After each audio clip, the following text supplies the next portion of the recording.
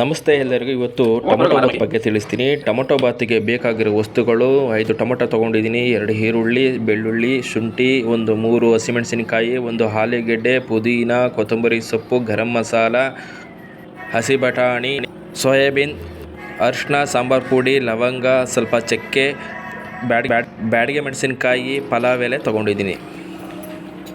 3 tomato, 2 Byadgi ಮೆಣಸಿನಕಾಯಿ, 2 ಈರುಳ್ಳಿ ಹಾಗೂ ಬೆಳ್ಳುಳ್ಳಿಯನ್ನು ಚೆನ್ನಾಗಿ ಬೇಯಿಸಿ ಒಂದು ಕಡೆ ಬೆಂದ ನಂತರ ಎತ್ತಿಟ್ಕೊಳ್ಳಿ. ಇದನ್ನು ಸಿಪ್ಪೆ ಸುಳಿಬೇಕಾಗತ್ತೆ ಟೊಮೊಟೊದು ಬೆಂದ ನಂತರ. 2 ಕಪ್ಪು ಅಕ್ಕಿ ತೊಗೊಂಡು ಅದನ್ನು 5 ನಿಮಿಷ ನೆನೆಸಬೇಕಾಗತ್ತೆ. ಈಗ ನಾನು ಅಕ್ಕಿ ತೊಗೊಂಡು ನೆನೆಸ್ತಾ ಇದ್ದೀನಿ. ನಂತರ ಹಸಿ ಬಟಾಣಿ ಹಾಗೂ ಸೋಯಾಬೀನನ್ನು ಸ್ವಲ್ಪ ನೆನೆಯಲು ಇಟ್ಟಿದ್ದೇನೆ.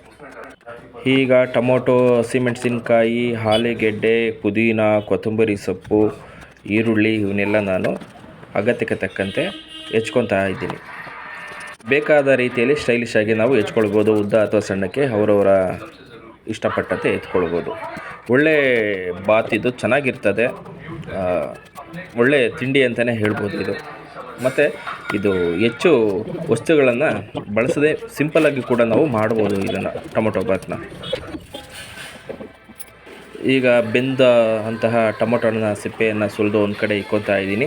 ಈಗ ಒಂದು ಮಿಕ್ಸಿ ಜಾರ್ಗೆ ಶುಂಠಿ, ಬೆಳ್ಳುಳ್ಳಿ ಪೀಸು, 4 ಲವಂಗ ಹಾಗೂ ಎಣ್ಣೆಯನ್ನು ಹಾಕ್ತಾಯಿದ್ದೀನಿ. ಮತ್ತು ಬೆಂದಿರುವಂಥ ಟೊಮೊಟೊವನ್ನು ಹಾಕ್ತಾಯಿದ್ದೀನಿ ಹಾಗೂ ಮೆಣಸಿನ್ಕಾಯಿ, ಈರುಳ್ಳಿ, ಬೆಳ್ಳುಳ್ಳಿ ಹಾಕಿ ಸಣ್ಣಗೆ ರುಬ್ಕೊತಾ ಇದ್ದೀನಿ. ಸಣ್ಣಗೆ ರುಬ್ಕೊಳ್ಬೇಕು. ಈಗ ಕುಕ್ಕರ್ ತೊಗೊಂಡು ಸ್ವಲ್ಪ ಎಣ್ಣೆ ಹಾಕಿ ಈರುಳ್ಳಿ ಮತ್ತು ಹಸಿಮೆಣಸಿನಕಾಯಿ ಹಾಕಿ ಚೆನ್ನಾಗಿ ಫ್ರೈ ಮಾಡ್ತಾಯಿದ್ದೀನಿ. ಹಾಗೂ ಪಲಾವ್ ಎಲೆ ಹಾಕ್ತಾಯಿದ್ದೀನಿ. ಇಟ್ಟಂಥ ಸೋಯಾಬೀನನ್ನು ಹಾಕಿ ಚೆನ್ನಾಗಿ ಫ್ರೈ ಮಾಡ್ತಾಯಿದ್ದೀನಿ. ಈ ನಂತರ ಬಟಾಣಿ ಕೂಡ ಹಾಕಿ ಚೆನ್ನಾಗಿ ಫ್ರೈ ಮಾಡ್ತಾಯಿದ್ದೀನಿ. ಇವೆರಡು ಬೆಂದ ನಂತರ ಈಗ ಸ್ವಲ್ಪ ಕಾಯಿ ತುರಿ ಹಾಕ್ತಾಯಿದ್ದೀನಿ.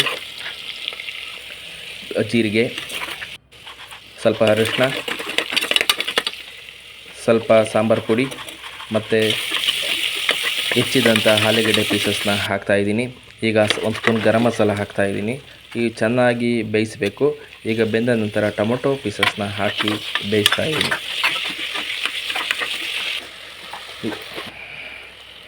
ಈಗ ರುಬ್ಬಿದ ಖಾರವನ್ನು ಹಾಕಿ ಕೊತ್ತಂಬರಿ ಸೊಪ್ಪು, ಪುದೀನ ಸೊಪ್ಪು ಹಾಕಿ ಬೇಯಿಸ್ತಾ ಇದ್ದೀನಿ. ಈ ಸ್ವಲ್ಪ ಆಗಿ ಬೆಂದ ನಂತರ ಈಗ ಅಕ್ಕಿಯನ್ನು ತೊಳೆದು ಇದಕ್ಕೆ ನಾನು ಮಿಶ್ರಣ ಮಾಡ್ತಾಯಿದ್ದೀನಿ.